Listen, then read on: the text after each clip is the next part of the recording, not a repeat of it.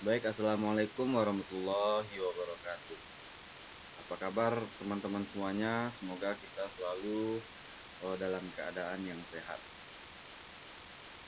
Sebelum kita lanjut pada pembahasan materi yang akan saya sampaikan, perkenalkan dulu nama saya Arya Sena Satyanegara dengan NIM 1830105004. Pada video kali ini saya akan membahas materi tentang supremum dan infimum, yang mana ini adalah tugas besar dari mata kuliah analisis real. Nah, apa itu supremum dan infimum? Mari kita langsung sama-sama lihat saja. Baik, pada materi yang akan saya sampaikan sekarang ini ada 3 pokok bahasannya dari supremum dan infimum ini, yaitu yang pertama definisi supremum, yang kedua definisi infimum, dan yang terakhir itu adalah contoh soal.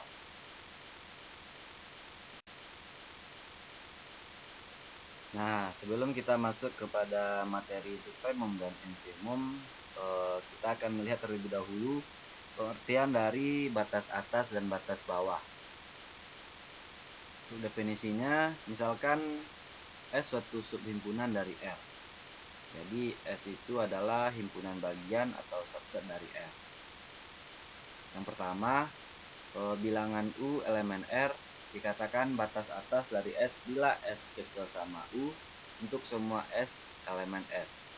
Jadi misalnya kalau kita punya suatu himpunan S, semua anggota di S itu akan kurang dari si U ini. Seperti itu kondisinya. Maka U dikatakan batas atas dari S. Kita lanjut ke batas bawah. Batas bawah itu sebaliknya ya. Jadi bilangan W elemen R dikatakan batas bawah dari S bila W kecil sama S untuk semua S elemen S. Jadi batas bawah itu artinya kalau kita punya suatu himpunan S, maka semua bilangan di S itu akan lebih besar dari si batas bawah ini. Untuk menunjukkan bahwa bilangan V elemen R bukan batas atas dari S, jika dan hanya jika terdapat S aksen elemen S, sehingga V kecil dari S aksen. Jadi bisa dikatakan kalau masih ada bilangan lain di S yang lebih besar dari V, sehingga U itu bukan batas atas dari S. Sebaliknya bilangan Z elemen R bukan batas bawah dari S jika dan hanya jika terdapat S double aksen elemen S, sehingga S double aksen kecil dari Z. Jadi kalau kita mau mencari suatu bilangan itu bukan batas bawah, kita pilih suatu bilangan dalam himpunan S itu, yang mana bilangan itu lebih kecil dari si Z ini. Nah, kita masuk ke contoh. Himpunan A sama dengan X elemen R dengan 1/n elemen dari bilangan asli, sehingga A sama dengan 1/2, 1/3, 1/4. Sekarang kita akan lihat batas atas dan batas bawah dari himpunan A ini. Di sini jelas sekali kalau satu itu adalah batas atas dari A karena X kecil sama 1 untuk setiap X elemen A. Selanjutnya 2 juga adalah batas atas dari A karena X kecil sama 2 untuk setiap X elemen A. Nah, dari 1 dan 2 ini terlihat jelas. Jadi kita misalkan ambil angka lain, kita misalkan itu adalah angka 100. Nah, angka 100 itu adalah batas atas dari A juga karena X kecil sama 100 untuk setiap X elemen dari A.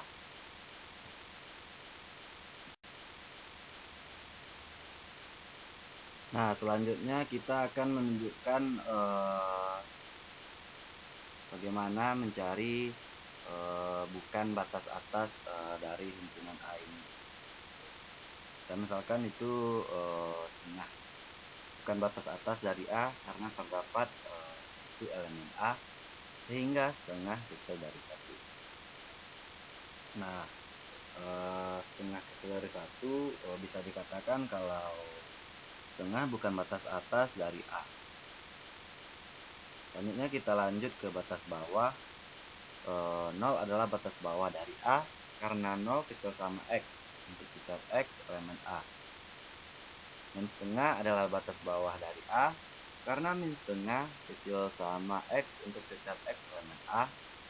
Dan juga min 1 adalah batas bawah dari A karena min 1 kecil sama X untuk setiap X elemen A. Sekarang kita sudah memilih batas bawah. Nah, bagaimana cara kita menunjukkan kalau suatu bilangan itu bukan batas bawah? Nah, kita misalkan itu 1/1.000.000. Bukan batas bawah dari A karena terdapat 1/1.000.000 elemen A sehingga 1/1.000.000 kecil dari 1/1.000.000.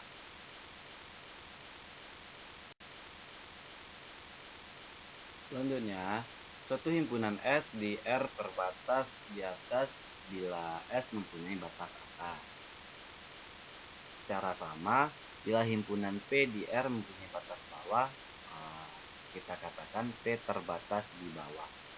Sedangkan suatu himpunan A di R dikatakan tidak terbatas bila A tidak mempunyai paling tidak satu dari batas atas atau batas bawah. Kita contohkan himpunan X elemen R, X kecil sama dari 2. Itu tidak terbatas walaupun mempunyai batas atas. Karena tidak mempunyai batas bawah, maka ini dinamakan dengan tidak terbatas. Baik, itu tadi sedikit pembahasan tentang batas atas dan batas bawah.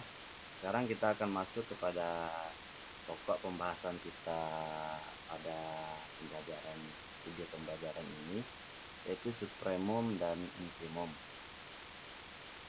Mari kita simak secara bersama-sama. Oke, kita masuk kepada definisi. Pertama itu definisi dari supremum dan infimum. Misalkan S itu subhimpunan dari R.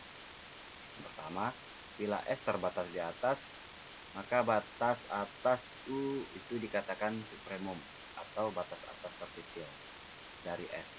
Bila tidak terdapat batas atas yang lain dari S yang kurang dari U.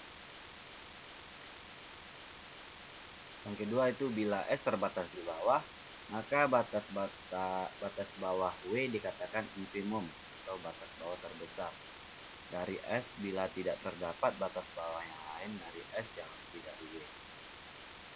Nah, itu untuk yang pertama itu definisi dari supremum. Untuk yang kedua itu adalah infimum.